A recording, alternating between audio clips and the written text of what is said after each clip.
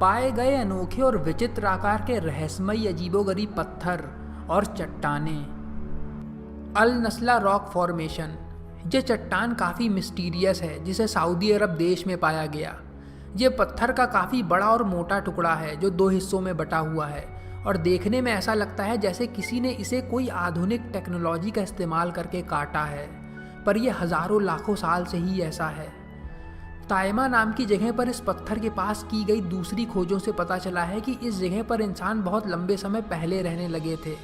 इस पत्थर पे किसी जानवर की ड्राइंग भी बनी देखी जा सकती है, पर यह दरार प्राकृतिक ही बताई जा रही है। जो इस पत्थर के नीचे मौजूद एक हिस्से के नीचे धरती के खिसक जाने से यह पत्थर 2 भाग में बट गया। ये एक प्रेशर क्रैक भी हो सकता है या फॉल्ट मोशन की वजह से ये पुरानी फॉल्ट लाइन भी हो सकती है, जब एक कमज़ोर हो चुकी चट्टान का हिस्सा बाकी मजबूत चट्टान के हिस्सों की तुलना में आसानी से कट जाता है। एक्सटोस्टाइना। ये चट्टानें नॉर्दर्न जर्मनी में पाई गई हैं, जो प्राचीन समय से एक धार्मिक और पवित्र जगह मानी जाती है। इसका पहले पेगन्स इस्तेमाल करते थे जो दूसरे धर्मों को मानते थे। बाद में क्रिश्चियंस इसका इस्तेमाल करने लगे। एक्सटोस्टाइना नाम की इस साइट पे लाइमस्टोन की चट्टान से बने 5 विशाल पिलर हैं जो एस्ट्रोनॉमिकल अलाइनमेंट में बने हैं। 8वीं शताब्दी के आसपास इन चट्टानों में गुफा बना के साधु और भिक्षु रहा करते थे, जिसके लिए इन चट्टानों को तराश कर सीढ़ियाँ बनाई गई थीं। ये अनोखी चट्टानें देखने लायक हैं जो लोगों का ध्यान खींच रही हैं। इन चट्टानों में से एक के ऊपर पूजा घर है, जहाँ पर लोग छोटे से पुल का इस्तेमाल करके पहुँचते हैं। Immortal bridge. चाइना के टाइशैन नाम के पर्वत के ऊपर इमॉर्टल ब्रिज नाम का एक बहुत अनोखा पुल है, क्योंकि ये पुल एक ही पत्थर के टुकड़ों से बना है और इसे इंसानों ने नहीं बनाया है। ये पत्थर असल में इन पर्वतों के बीच में गिरकर फंस गया था। ये कैसे बना ये कोई ठीक से समझा नहीं सका है। इसे देखने पर ऐसा लगता है कि ये कभी भी ढहकर खाई में गिर सकता है, पर यह ऐसे ही कई लाखों साल से टिका हुआ है, जिस वजह से इसका नाम इमॉर्टल ब्रिज रखा गया है, मतलब पुल जो अमर है या कभी न गिरने वाला पुल। वैज्ञानिकों के मुताबिक इस पुल जैसी बनावट का निर्माण आइस एज के दौरान हुआ था। लोकल रहने वाले इससे जुड़ी कई कथाओं और मान्यताओं को मानते हैं, जिनमें बताया गया है कि जो इंसान इस पुल को हिम्मत दिखा के पार कर लेगा वो अमर हो जाएगा। बहुत से सालों से इस जगह पर बड़ी संख्या में श्रद्धालु आते रहे हैं और वो इस पुल को पुनर्जन्म और अनंत जीवन का प्रतीक मानते हैं। Wave rock formation.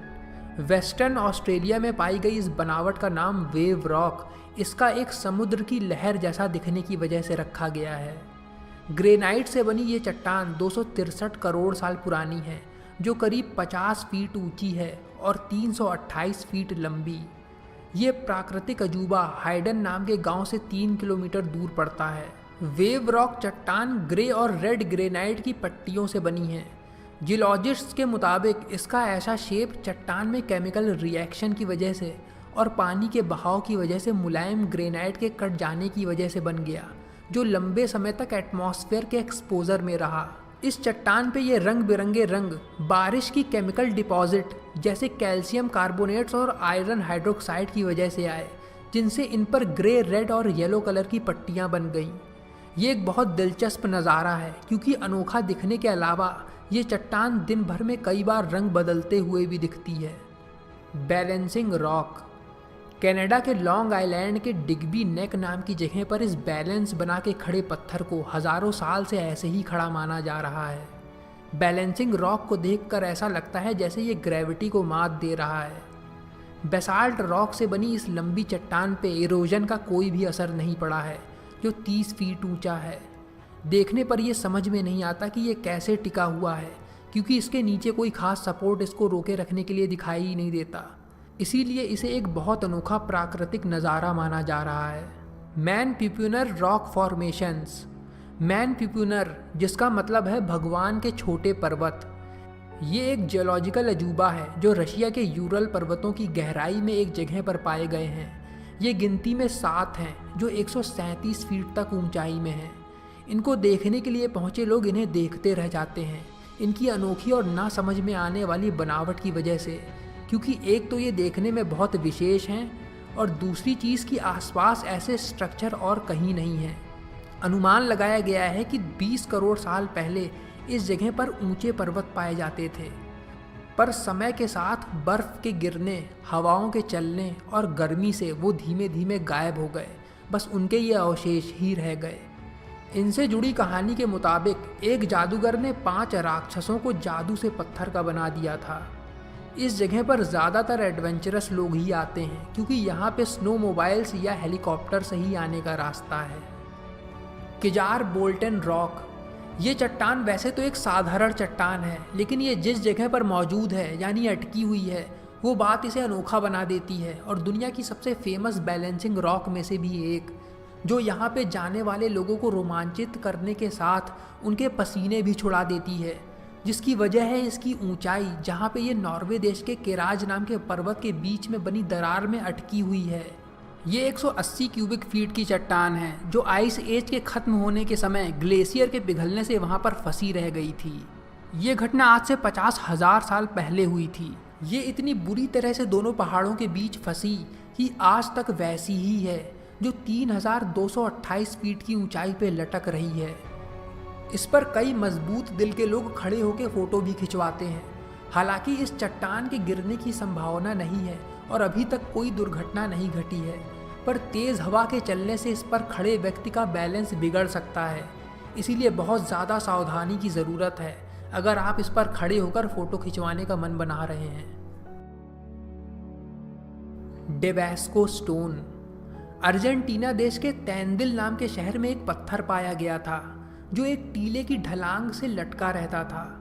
इसको देख के ऐसा लगता था जैसे या तो ये गिरने वाला है या फिर इसे किसी अलौकिक शक्ति ने रोक रखा है, क्योंकि इसका वजन 300 टन था और ये काफ़ी खड़ी ढलांग पे लटका हुआ था। कुछ वैज्ञानिकों का कहना है कि ये पत्थर रुका हुआ नहीं था, बल्कि धीमे धीमे नीचे गिर रहा था, पर इतना धीरे कि इसे नीचे पहुंचने में हज़ारों साल लग गए। लेकिन आखिरकार साल 1912 में ये भारी भरकम पत्थर नीचे लुढ़क ही गया। इसका कारण आसपास में माइन में हो रहे काम को बताया गया, या इसे ज़बरदस्ती कुछ लोगों ने धकेल दिया। साल 2007 में तैंदिल शहर के निवासियों ने इस पत्थर की एक रेप्लिका बना के उसी जगह पर चिपका दी। इतना भारी दूसरा पत्थर वहाँ ले जाकर ऐसा बैलेंस वो बना नहीं सकते थे, इसीलिए इस पत्थर का डुप्लीकेट वर्जन प्लास्टिक का बनाया गया है।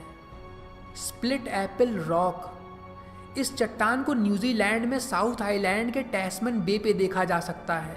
ये चट्टान बीच से काट कर अलग कर दिए गए किसी फल जैसी लगती है, जिसे लोग सेब से मिलता जुलता कहते हैं। ये विचित्र बनावट ग्रेनाइट पत्थर से बनी है जो लगभग 6.5 करोड़ साल पुरानी है, जो समय क्रिटेशियस पीरियड कहलाता था।